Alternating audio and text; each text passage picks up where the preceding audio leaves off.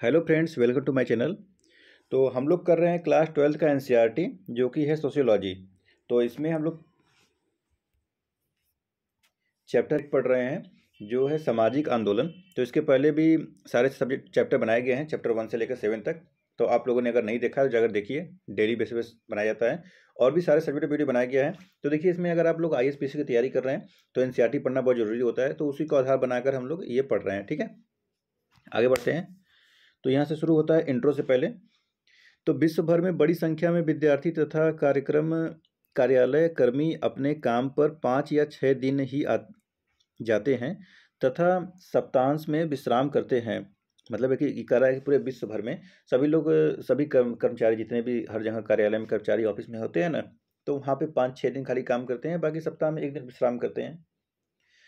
फिर भी छुट्टी वाले दिन आराम करने वाले व्यक्तियों में से बहुत थोड़े लोगों को ही इस बात का आभास है कि यह छुट्टी का दिन मजदूरों के एक लंबे संघर्ष का परिणाम है। कार्य दिवस का 8 घंटे से अधिक का न होना, पुरुषों तथा महिलाओं को समान कार्य के लिए समान मजदूरी दिया जाना तथा मजदूरों की सामाजिक सुरक्षा तथा पेंशन के अधिकार एवं अन्य बहुत से अधिकार सामाजिक आंदोलनों के द्वारा प्राप्त किए गए थे।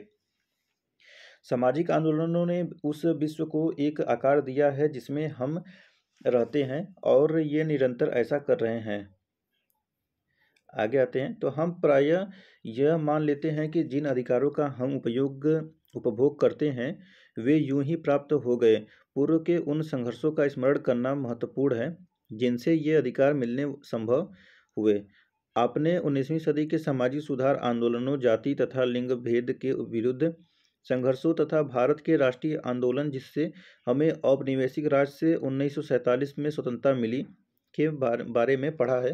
आप विश्व भर के अनेक राष्ट्रवादी आंदोलनों से भी परिचित हैं जिनसे एशिया, अफ्रीका तथा अमेरिका में औपनिवेशिक राज्य का अंत हुआ। विश्व भर में समाजवादी आंदोलनों ने अश्वेत लोगों के समान अधिकार के लिए संयुक्त राज्य अमेरिका में 1950 तथा 1960 के दशकों में चलाए गए नागरिक अधिकार आंदोलन और दक्षिणी अफ्रीका में रंगभेद के विरुद्ध संघर्ष ने विश्व को मौलिक रूप से बदला है। सामाजिक आंदोलन न केवल समाजों को बदलते हैं बल्कि अन्य सामाजिक आंदोलनों को प्रेरणा भी देते हैं। सामाजिक परिवर्तन लाने में भारतीय संविधान की भूमिका की कहानी जो हम अध्याय 3 में पढ़ चुके हैं, यह संकेत दे सकती है। तो अब आता है यहाँ पर पहला पॉइंट जिसका नाम है सामाजिक आंदोलन के लक्षण। तो चलिए इसके लक्षणों के बारे में जानते हैं। सामाजिक आंदोलन में एक लंबे समय तक निरंतर सामूहिक गतिविधियों की आवश्यकता होती है। ऐसी गतिविधियां प्रायः राज्य के विरुद्ध होती हैं तथा राज्य की नीति तथा व्यवहार में परिवर्तन की मांग करती हैं। स्वतः स्फूर्त तथा असंगठित विरोध को भी सामाजिक आंदोलन नहीं कह सकते। सामूहिक गतिविधियों में कुछ हद तक संगठन होना आवश्यक है। इस संगठन में नेतृत्व तथा संरचना होती है जिसमें सदस्यों का पारस्परिक संबंध, निर्णय प्रक्रिया तथा उनका अनुपालन परिभाषित होता है। सामाजिक आंदोलन में भाग लेने वाले लोगों के उद्देश्य तथा विचारधाराओं में भी समानता होती है।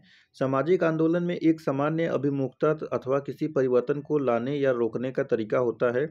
ये विशिष्ट लक्षण अस्थायी नहीं होते ये सामाजिक आंदोलन की जीवन अवधि में बदल सकते हैं।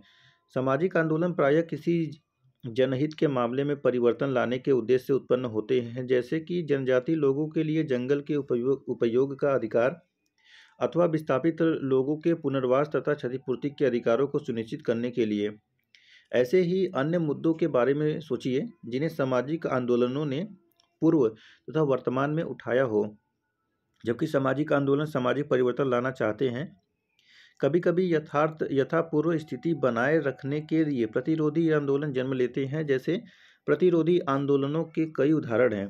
जब राजा राम मोहन राय ने सती प्रथा का विरोध किया तथा ब्रह्म समाज की स्थापना की तो सती प्रथा के प्रतिरक्षकों ने धर्म सभा स्थापित की तथा अंग्रेजों को सती के विरुद्ध कानून न बनाने के लिए याचिका दी।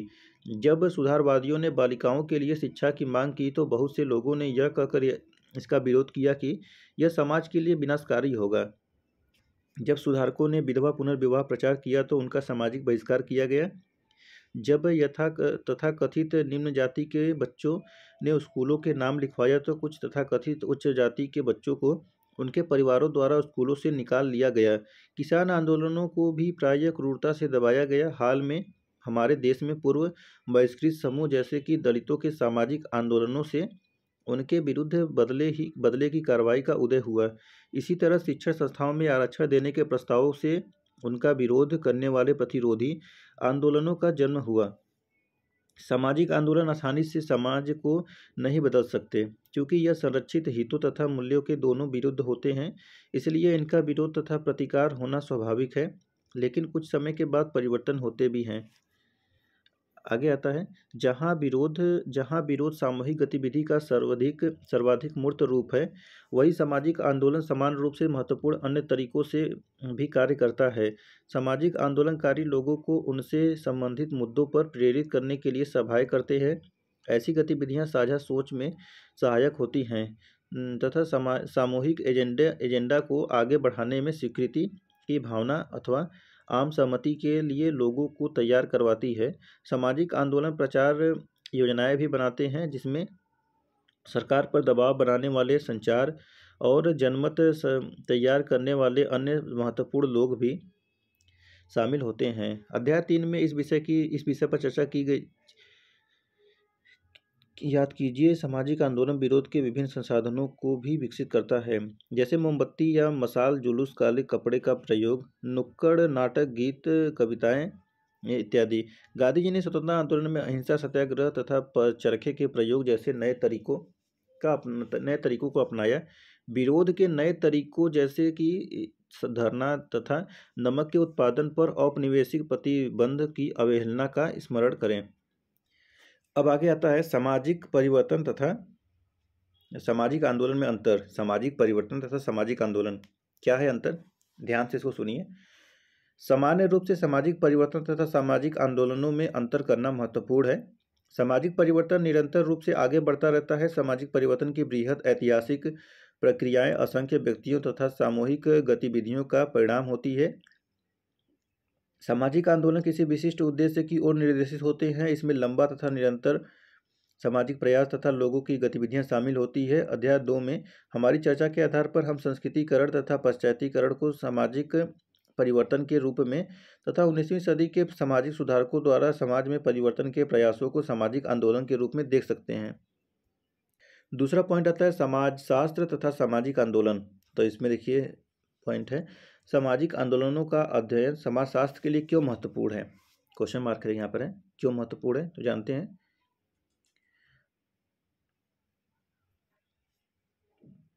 प्रारंभ से ही समाजशास्त्र विषय सामाजिक आंदोलनों में रुचि लेता रहा है। फ्रांसीसी क्रांति राजतंत्र को उखाड़ फेंकने तथा स्वतंत्रता, समानता तथा बंधुता स्थापित करने के उद्देश्य से चलाए गए अनेक सामाजिक आंदोलनों की एक हिंसात्मक परिणति थी। ब्रिटेन में औद्योगिक क्रांति के दौरान बहुत से सामाजिक उतार चढ़ाव हुए। कक्षा 11 की एक एनसीईआरटी की पुस्तक समाजशास्त्र परिचय में पश्चिम में समाजशास्त्र के उदय पर हमारी चर्चा का स्मरण करें। गांवों से नगरों में काम की तलाश में आए गरीब मजदूरों तथा कारीगरों ने उन अमानवीय जीवन स्थितियों का विरोध किया जिनमें रहने के लिए उन्हें बाध्य किया जाता था। इंग्लैंड के खाद्य दंगों फूड्स राइट को प्रायः सरकार ने दबाया। कुलीन वर्ग द्वारा इन विरोधों को स्थापित व्यवस्था के लिए गंभीर चुनौती के रूप में देखा जाता था। सामाजिक व्यवस्था को बनाए रखने के लिए उनकी चिंता समाजशास्त्री एमाइल दुर्खिम की रचनाओं में प्रतिबिंबित हुई थी। दुर्खाइम द्वारा समाज में श्रम के विभाजन, धार्मिक जीवन के प्रकार, यहाँ तक कि आत्महत्या आदि विषयक लेख उसकी चिंता को प्रतिबिंबित करते हैं कि कैसे सामाजिक संरचनाएं सामाजिक एकीकरण को संभव बनाती हैं। सामाजिक आंदोलनों को अव्यवस्था फैलाने वाली शक्तियों के रूप में देखा जाता था। कार्ल मार्क्स के विचारों से प्रभावित विद्वानों ने सामूहिक हिंसात्मक गतिविधि का एक भिन्न दृष्टिकोण प्रस्तुत किया। ईपी थॉमसन जैसे इतिहासकारों ने दर्शाया कि जनसंकुल तथा भीड़ समाज को नष्ट करने के लिए अराजक गुंडों द्वारा बनाई हुई नहीं होती। इसके बजाय उनमें भी नैतिक अर्थव्यवस्था होती है। दूसरे शब्दों में उनमें भी उनकी गतिविधियों के विषय में सही और गलत की साझी समझ होती है। उनके शोध ने दर्शाया कि नगरीय क्षेत्रों में गरीब लोगों के पास विरोध करने के लिए उपयुक्त कारण होते हैं। वे प्रायः सार्वजनिक रूप से विरोध करते हैं क्योंकि उनके पास वंचन के विरुद्ध अपना गुस्सा और क्षोभ प्रकट करने का कोई दूसरा तरीका नहीं होता। आगे आता है वर्गीकरण का एक प्रकार, सुधारवादी प्रतिदानात्मक क्रांतिकारी। सामाजिक आंदोलन कई प्रकार के होते हैं जो उन्हें निम्न प्रकार से वर्गीकृत किया जा सकता है। जैसे पहला है प्रतिदानात्मक अथवा रूपांतरणकारी, दूसरा है सुधारवादी, तीसरा है क्रांतिकारी। प्रतिदानात्मक सामाजिक आंदोलन का लक्ष्य अपने व्यक्तिगत लक्ष्यों की व्यक्तिगत चेतना तथा गतिविधियों में परिवर्तन लाना होता है। उदाहरण के लिए केरल के इजहावा समुदाय के लोगों ने नारायण गुरु के नेतृत्व में अपनी सामाजिक प्रथाओं को बदला। सुधारवादी सामाजिक आंदोलन वर्तमान सामाजिक तथा राजनीतिक विन्यास को धीमे प्रगतिशील चरणों द्वारा बदलने का प्रयास करता है। सन 1960 के दशक में भारत के राज्यों को भाषा के आधार पर पुनर्गठित करने अथवा हाल के सूचना के अधिकार का अभियान सुधारवादी आंदोलनों के उदाहरण हैं। क्रांतिकारी सामाजिक आंदोलन सामाजिक संबंधों के आमूल रूपांतरण का प्रयास करते हैं। प्रायः राजसत्ता पर अधिकार के द्वारा रूस की बोल्शेविक क्रांति, जिसने जार को अपदस्थ करके साम्यवादी राज्य की स्थापना की, तथा भारत में नक्सली आंदोलन जो दमनकारी भूस्वामियों तथा राज्य अधिकारियों को हटाना चाहते हैं के क्रांतिकारी आंदोलनों के रूप में व्याख्या की जा सकती है। आगे आता है नए सामाजिक आंदोलनों की पुराने सामाजिक आंदोलनों से भिन्नता। पूंजीवादी पश्चिम में कामगार वर्ग के आंदोलन राज्य से बेहतर वेतन, बेहतर जीवन दशा, सामाजिक सुरक्षा, मुफ्त स्कूली शिक्षा तथा स्वास्थ्य सुरक्षा प्राप्त कर रहे थे। यह वह काल भी था जब सामाजिक आंदोलन नए प्रकार के राज्यों तथा समाजों की स्थापना कर रहे थे। पुराने सामाजिक आंदोलनों ने शक्ति संबंधों के पुनर्गठन को केंद्रीय लक्ष्य के रूप में स्पष्ट देखा। पुराने सामाजिक आंदोलन राजनीतिक दलों के दायरे में काम करते थे। भारतीय राष्ट्रीय कांग्रेस ने भारतीय राष्ट्रीय आंदोलन चलाया। चीन की साम्यवादी पार्टी ने चीनी क्रांति का नेतृत्व किया। आज कुछ लोग मानते हैं कि मजदूर संघों तथा कामगारों के दलों द्वारा चलाई गई वर्ग आधारित राजनीतिक कार्रवाई पतनोन्मुख है। दूसरे लोग तर्क देते हैं कि धनी पश्चिम में कल्याणकारी राज्य के कारण वर्ग आधारित शोषण तथा असमानता जैसे मुद्दे केंद्रीय चिंता का विषय नहीं रहे। अतः नए सामाजिक आंदोलन समाज में सत्ता के वितरण को बदलने के बारे में न होकर जीवन की गुणवत्ता जैसे स्वच्छ पर्यावरण के बारे में थे। पुराने सामाजिक आंदोलनों में सामाजिक दलों की केंद्रीय भूमिका थी। राजनीति शास्त्री रजनी कोठारी भारत में 1970 के दशक में सामाजिक आंदोलनों की भरमार को लोगों के संसदीय लोकतंत्र से बढ़ते असंतोष का कारण मानते थे। कोठारी तर्क देते हैं कि राज्य की संस्थाओं द्वारा अभिजात लोगों का अधिकार हो गया है कि इसके कारण राजनीतिक दलों द्वारा चुनावी प्रतिनिधित्व गरीबों द्वारा अपनी सुनवाई करवाने का एक प्रभावशाली तरीका नहीं रह गया। औपचारिक राजनीतिक व्यवस्था से छूट गए व्यक्ति सामाजिक आंदोलनों तथा गैर दलीय राजनीतिक संगठनों में सम्मिलित हो गए ताकि वे राज्य पर बाहर से दबाव डाल सके। आज नागरिक समाज की विस्तृत परिभाषा तक राजनीतिक दलों तथा मजदूर संघों के प्रतिनिधित्व वाले दोनों पुराने सामाजिक आंदोलनों तथा गैर सरकारी संगठनों, महिलाओं के समूहों, पर्यावरण के समूहों तथा जनजातीय आंदोलनकारियों के लिए प्रयोग की जाती है। अब आता है यहाँ पर चौथा पॉइंट, पारिस्थितिकी आंदोलन। आधुनिक काल के अधिकतर भाग में सर्वाधिक जोर विकास पर दिया गया है। दशकों से प्राकृतिक संसाधनों के अनियंत्रित उपयोग तथा विकास के ऐसे प्रतिरूप के निर्माण में जिससे पहले से ही घटते प्राकृतिक संसाधनों के अधिक शोषण की मांग बढ़ती है के विषय में बहुत चिंता प्रकट की जाती रही है।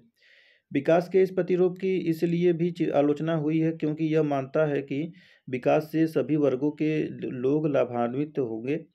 यथा बड़े बांध के लोगों को उनके घरों और जीवन यापन के स्रोतों से अलग कर देते हैं और उद्योग कृषकों और उनके घरों और आजीविका से। औद्योगिक प्रदूषण के प्रभाव की एक और कहानी है। यहाँ हम पारिस्थितिकी आंदोलन से जुड़े विभिन्न मुद्दों को जानने के लिए उसका केवल एक उदाहरण ले रहे हैं। रामचंद्र गुहा की पुस्तक अनक्वाइट पोवर्ड्स के अनुसार गांववासी अपने गांव के निकट के ओक तथा रोहोड्राइडोन के जंगलों को बचाने के लिए एक साथ आगे गए। सरकारी जंगल के ठेकेदार पेड़ों को काटने के लिए आए तो गांववासी, जिनमें बड़ी संख्या में महिलाएं शामिल थी, आगे बढ़े कटाई रोकने के लिए पेड़ों से चिपक गए। गांववासियों के जीवन निर्वहन का प्रश्न दांव पर था। सभी लोग ईंधन की लकड़ी, चारा तथा अन्य दैनिक आवश्यकताओं के लिए जंगलों पर निर्भर थे। इस संघर्ष ने गरीब गांववासियों को आजीविका की आवश्यकताओं को बेचकर राजस्व कमाने की सरकार की इच्छा के समक्ष खड़ा कर दिया। जीवन निर्वहन की अर्थव्यवस्था मुनाफे लाभ की अर्थव्यवस्था के विपरीत खड़ी थी। सामाजिक असमानता के इस मुद्दे जिसमें गांववासियों के समक्ष वाणिज्यिक तथा पूंजीवादी हितों का प्रतिनिधित्व करने वाली सरकार थी, के साथ चिपको आंदोलन ने पारिस्थितिकी सुरक्षा के मुद्दों को भी उठाया। प्राकृतिक जंगलों का काटा जाना पर्यावरणीय विनाश का एक रूप था, जिसके परिणाम स्वरूप क्षेत्र में विनाशकारी बाढ़ तथा भूस्खलन हुए। गांववासियों के लिए ये लाल तथा हरे मुद्दे अंतर संबंध थे, जबकि उनकी उत्तर जीविका जंगलों के जीवन पर निर्भर थी। वे जंगलों का सबको लाभ देने वाली पारिस्थितिकी संपदा के रूप में भी आदर करते थे। इसके साथ ही चिपको आंदोलन ने सुदूर मैदानी क्षेत्रों में स्थित सरकार के मुख्यालय, जो उनकी चिंताओं के प्रति उदासीन था तथा विरुद्ध प्रतीत होता था, के विरुद्ध पर्वतीय गांववासियों के रोष को भी प्रदर्शित किया। और इस प्रकार अर्थव्यवस्था पारिस्थितिकी तथा राजनीतिक प्रतिनिधित्व की चिंताएं चिपको आंदोलन का आधार थी। वातावरण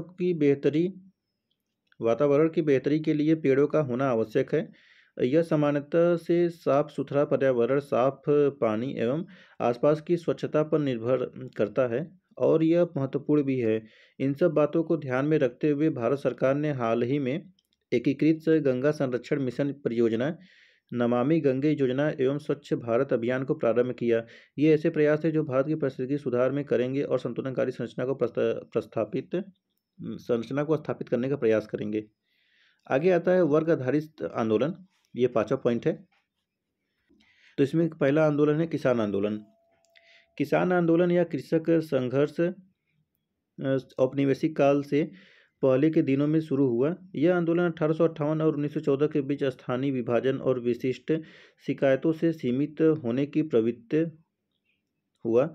1859 से 62 का विद्रोह जो नील की खेती के विरुद्ध था, और 1857 का दक्कन विद्रोह जो कि साहूकारों में विरोध था। इससे जुड़े हुए कुछ मुद्दे आने वाले समय में भी विद्यमान थे, और महात्मा गांधी के नेतृत्व में वे आंशिक रूप से स्वतंत्रता आंदोलन से जुड़ गए। उदाहरण के लिए बारदोली सत्याग्रह 1928 सूरत जिले में एक लगान विरोधी अभियान था, और यह देशव्यापी असहयोग आंदोलन का हिस्सा था। यह भूमि का कर न देने का अभियान था, और 1917-18 में चंपारण सत्याग्रह हुआ जो नील की खेती के विरुद्ध था। 1920 का प्रतिरोध आंदोलन ब्रिटिश सरकार की वन की नीतियों के विरुद्ध था, और कुछ क्षेत्रों में स्थानीय शासक भी उठ खड़े हुए। अध्याय 1 में संरचनात्मक परिवर्तन को याद करें। 1920 से 40 के मध्य किसान संगठन भी भड़क उठे। पहला संगठन था बिहार प्रोविंशियल किसान सभा 1929 का। 1936 में ऑल इंडिया किसान सभा का उदय हुआ। किसान सभाओं के द्वारा संगठित हुए, और उनकी मांग थी कि किसानों, कामगारों तथा अन्य सभी वर्गों को आर्थिक शोषण से मुक्ति मिले। स्वतंत्रता के समय हमें दो मुख्य किसान आंदोलन देखने को मिलते थे। पहला तिभागा आंदोलन 1946-47 और दूसरा तेलंगाना आंदोलन 1946-51। पहला संघर्ष बंगाल और उत्तरी बिहार की पट्टेदारी साझा खेती का था, जिसमें उसकी पैदावार का 2/3 हिस्सा देना होता था, न कि प्रथागत आधा। इसे किसान सभा और भारतीय कम्युनिस्ट पार्टी (सीपीआई) का समर्थन प्राप्त था। दूसरा प्रिंसली राज्य हैदराबाद की सामंती दशाओं के विरुद्ध था, जिसे सीपीआई ने उठाया था। नए किसानों का आंदोलन पंजाब और तमिलनाडु में 1970 के दशक से प्रारंभ हुआ। ये आंदोलन क्षेत्रीय आधार पर संगठित थे, दल रहित थे, और इसमें कृषक के स्थान पर किसान जुड़े थे। किसान उन्हें कहा जाता है कि वस्तुओं के उत्पादन और खरीद दोनों रूपों में बाजार से जुड़े होते हैं। आंदोलन की मौलिक विचारधारा मजबूत राज्य विरोधी और नगर विरोधी थी। मांगों के केंद्र में मूल्य और संबंधित मुद्दे थे। उदाहरण के लिए कीमती वसूली, लाभप्रद कीमतें, कृषि निवेश की कीमतें, टैक्स और आधार की वापसी। उपद्रव के नए तरीके अपनाए गए। सड़कों एवं रेल मार्गों को बंद करना, राजनीतिज्ञ और प्रशासकों के लिए गांव में प्रवेश की मनाही, और इसी तरह के अन्य कार्य। तो आगे अब आता है कामगारों का आंदोलन। भारत में कारखानों से उत्साह 1860 के प्रारंभिक भाग में शुरू हुआ। आपको औपनिवेशिक काल में औद्योगिकरण वाले अध्याय की चर्चा का स्मरण होगा। औपनिवेशिक शासन में व्यापार का एक सामान्य तरीका था, जिसके अनुसार कच्चे माल का उत्पादन भारत में किया जाता था और सामान का निर्माण यूनाइटेड किंगडम में होता, और उसे उपनिवेश में बेचा जाता था। इसीलिए इन कारखानों को बंदरगाह वाले शहरों कलकत्ता यानी कोलकाता और बम्बई यानी मुंबई में स्थापित किया गया। बाद में ऐसे कारखानों को मद्रास, चेन्नई में भी स्थापित किया गया। आसाम में चाय बागानों को लगाने का काम 1839 के आसपास हुआ। देखिए यहाँ पर बम्बई कपड़ा मिल मजदूरों की हड़ताल 1981 से 82। और यहाँ दूसरी तरफ है महिला कामगारों द्वारा संघर्ष प्रदर्शन अरवल बिहार 1987 में। तो यहाँ पे देख सकते हैं ये कपड़ा मजदूर का, और इधर महिलाएं आंदोलन कर रही हैं। छठा पॉइंट आता है अब जाति आधारित आंदोलन। तो पहला है दलित आंदोलन। दलितों के सामाजिक आंदोलन एक विशिष्ट चरित्र दर्शाते हैं। मात्र आर्थिक शोषण अथवा राजनीतिक दबाव के संदर्भ में इनकी व्याख्या संतोषजनक रूप से नहीं की जा सकती। हालांकि यह पहलू भी महत्वपूर्ण है। यह एक मानव के रूप में पहचान प्राप्त करने का संघर्ष है। यह आत्मविश्वास तथा आत्मनिर्णय का स्थान पाने का संघर्ष है। यह अस्पृश्यता द्वारा उपलक्षित कलंक को समाप्त करने का संघर्ष है। इसे स्पर्श के लिए संघर्ष कहा जाता है। दलित शब्द का प्रयोग आमतौर पर मराठी, हिंदी, गुजराती तथा अन्य भारतीय भाषाओं में गरीब तथा उत्पीड़ित लोगों के अर्थ में किया जाता है। इसका नए संदर्भ में प्रथम प्रयोग मराठी में 1970 के दशक के प्रारंभ में बाबा साहेब अम्बेडकर के अनुयायियों ने बौद्ध आंदोलनकारियों के संदर्भ में किया था। इसका अभिप्राय उन लोगों से था जिन्हें उनके ऊपर के दो लोगों द्वारा जानबूझकर तोड़ा और धराशायी किया गया। इस शब्द में ही प्रदूषण कर्म तथा न्यायोचित जाति संस्करण की स्वाभाविक स्वीकृति है। देश में पहले अथवा अभी कोई एक संगठित दलित आंदोलन नहीं हुआ है। विभिन्न आंदोलनों ने दलितों से संबंधित विभिन्न मुद्दों को विभिन्न विचारधाराओं के आसपास उभारा है। हालांकि सभी एक दलित पहचान की बात कहते हैं, फिर भी इसका अर्थ सभी के लिए एक समान अथवा निश्चित नहीं होता।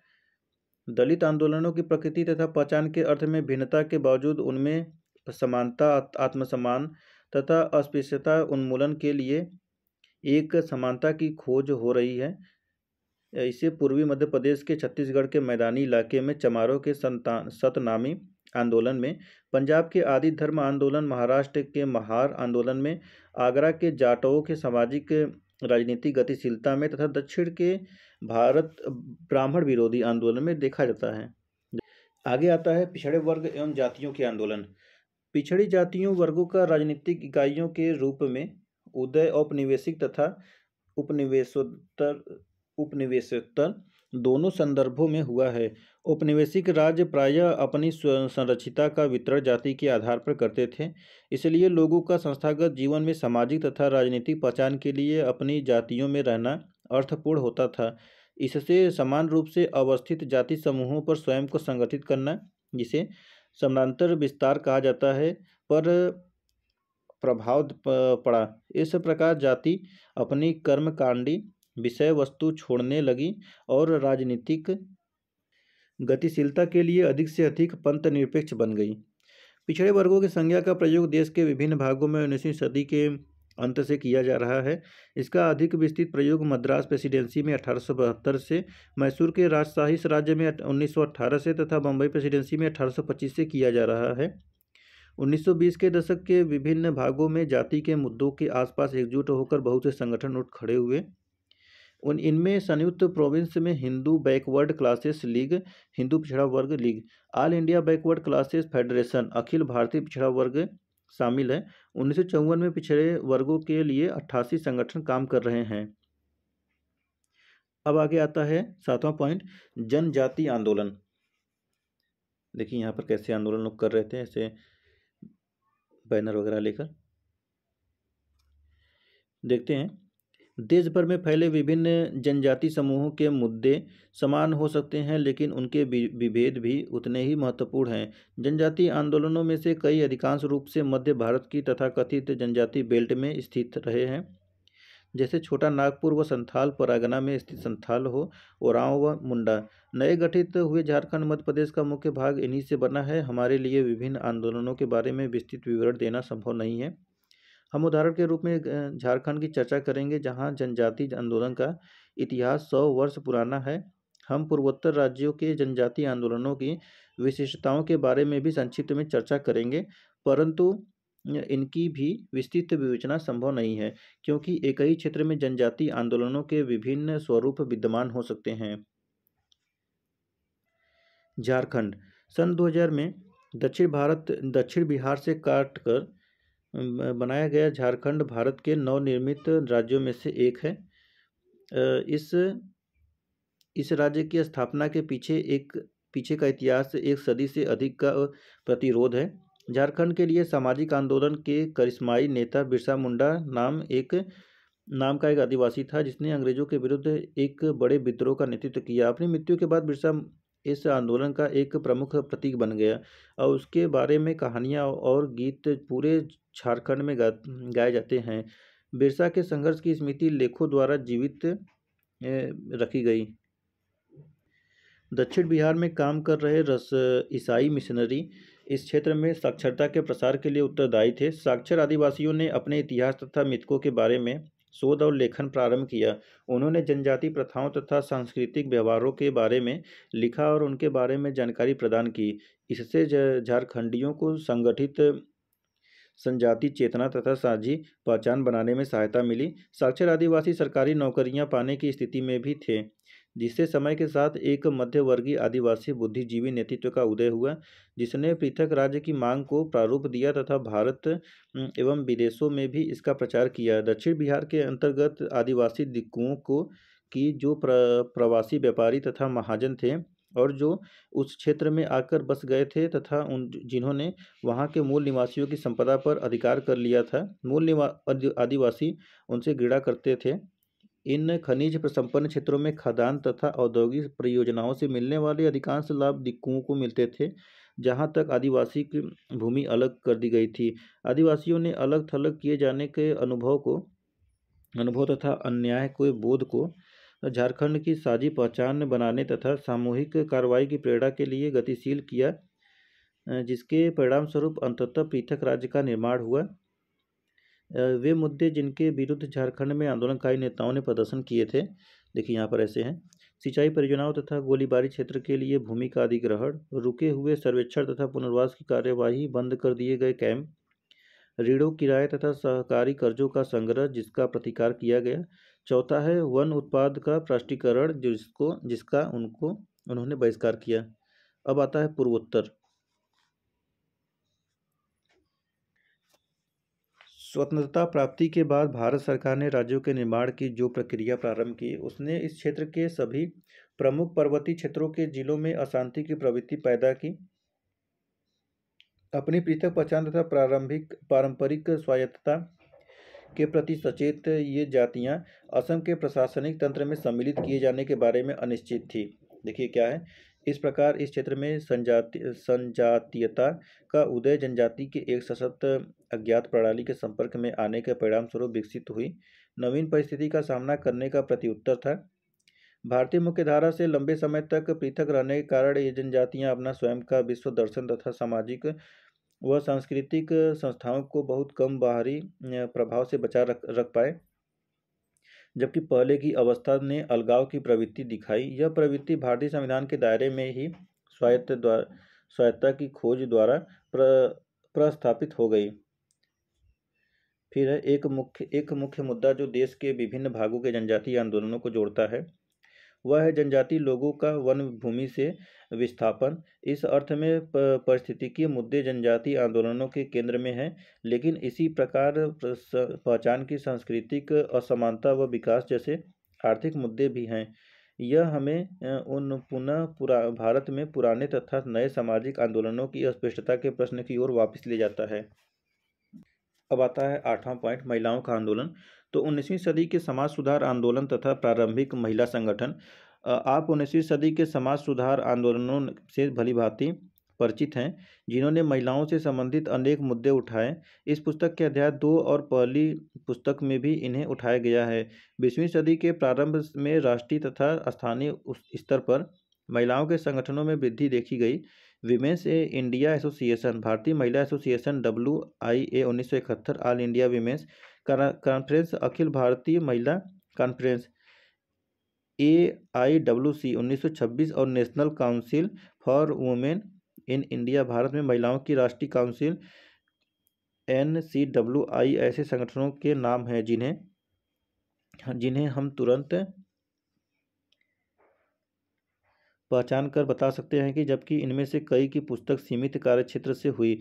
इनका कार्यक्षेत्र समय के साथ विस्तृत हुआ। उदाहरण के लिए प्रारंभ में AIWC का विचार था कि महिला कल्याण तथा राजनीति आपस से असंबद्ध है। कुछ वर्ष बाद उसके अध्यक्षीय भाषण में कहा गया, क्या भारतीय पुरुष अथवा स्त्री स्वतंत्र हो सकते हैं यदि भारत गुलाम रहे? हम अपनी राष्ट्रीय स्वतंत्रता, जो कि सभी महान सुधारों का आधार है, के बारे में चुप कैसे रह सकते हैं? यह तर्क दिया जा सकता है कि सक्रियता का यह काल सामाजिक आंदोलन नहीं था। इसका विरोध भी किया जा सकता था।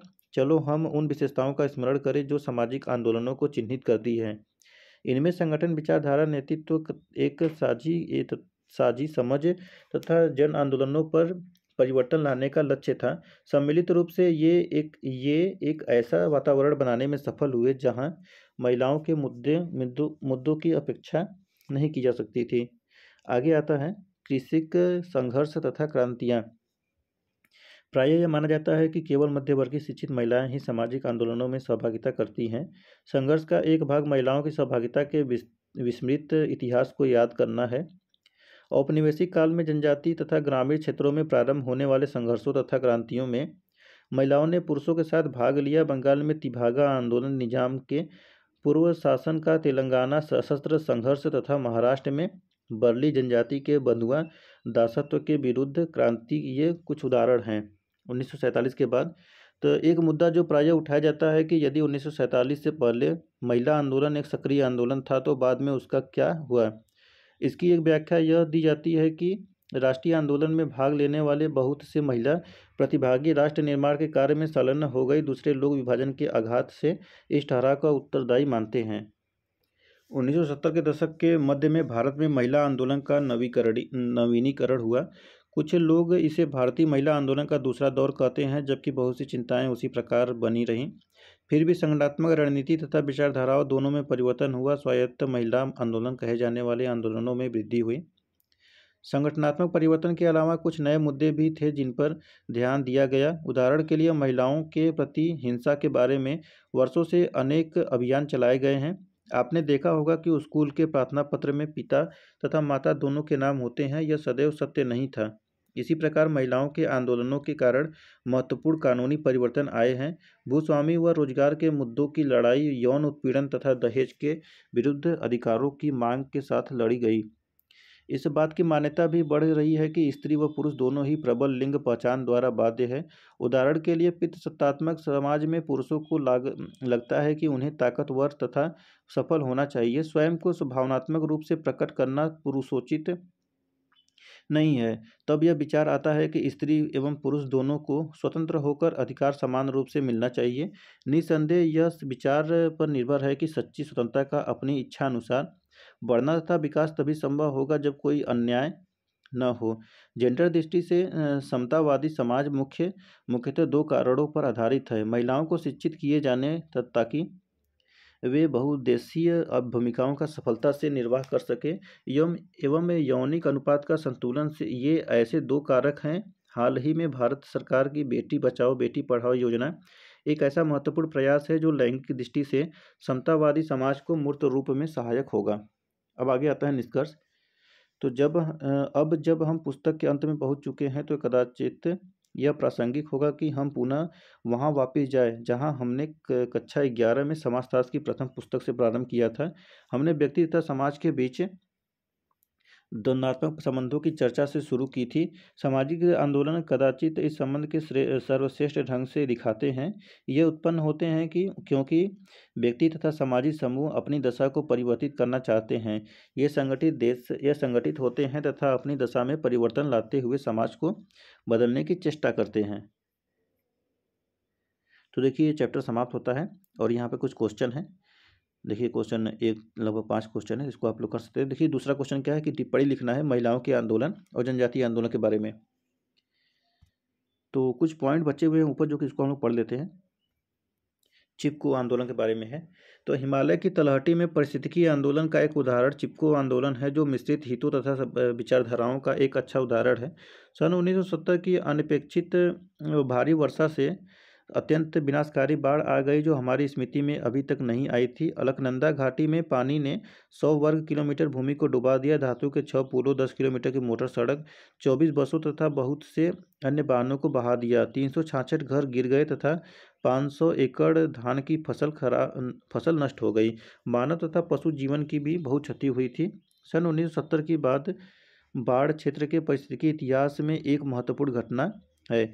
गांववासी जिन्होंने विनाश की मार सही, वनों की अंधाधुंध कटाई, भूस्खलन तथा बाढ़ के बीच अब तक के दुर्बल संबंध को देखने लगे थे। यह देखा गया कि वे गांव भूस्खलन से सबसे अधिक प्रभावित हुए जो सीधे उन जंगलों के नीचे स्थित थे जहां पेड़ों की कटाई की गई थी। गांववासियों का मामला चमोली जिले में अवस्थित एक सहकारी संगठन दसौली ग्राम स्वराज संघ ने उठाया। इन प्रारंभिक विरोधों के बावजूद सरकार ने नवंबर में जंगलों की वार्षिक नीलामी कर दी। दिए जाने वाले भूखंडों में से एक रेनी जंगल था। ठेकेदार के आदमियों ने जो जोशीमठ से रेनी जा रहे थे, रेनी से पहले ही बस रुकवाई। गांव के बाहर से ही वे जंगल की तरफ जा रहे थे। एक छोटी लड़की जिसने मजदूरों को उनके उपकरणों के साथ देखा था, भागकर गांव की महिला मंडल के प्रमुख गौरा देवी के पास गई। गौरा देवी ने दूसरी गृहिणियों को इकट्ठा किया, जंगल जा पहुंची। जब उन्होंने मजदूरों से कटाई कार्य प्रारंभ करने की याचना की तो प्रारंभ में उन्हें गालियां तथा धमकियां मिली। जब महिलाओं ने झुकने से इनकार कर दिया तो पुरुषों को अंततः चले जाना पड़ा।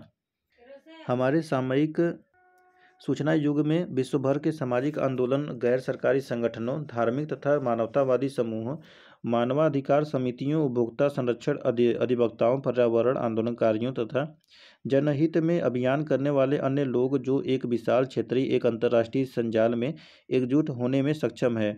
उदाहरण के लिए सिएटल में विश्व व्यापार संगठन के विरुद्ध हुए विशाल विरोध का संगठन पाक्षिक रूप से इंटरनेट आधारित संजाल द्वारा किया गया था।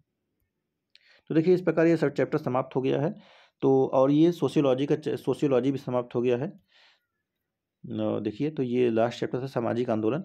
तो इसको आप लोग दोहराइए और अगर हो सके तो 1 से लेकर 8 तक फिर से पढ़िए। और देखिए, इसमें ये भाग दूसरा किताब था, तो पहला वाला भी किताब पढ़ाया गया, तो आप लोग जाकर पढ़ सकते हैं उसको। चलिए, अब हम लोग इसमें पॉलिटी करेंगे। तो फिर मिलते हैं नेक्स्ट वीडियो में। धन्यवाद।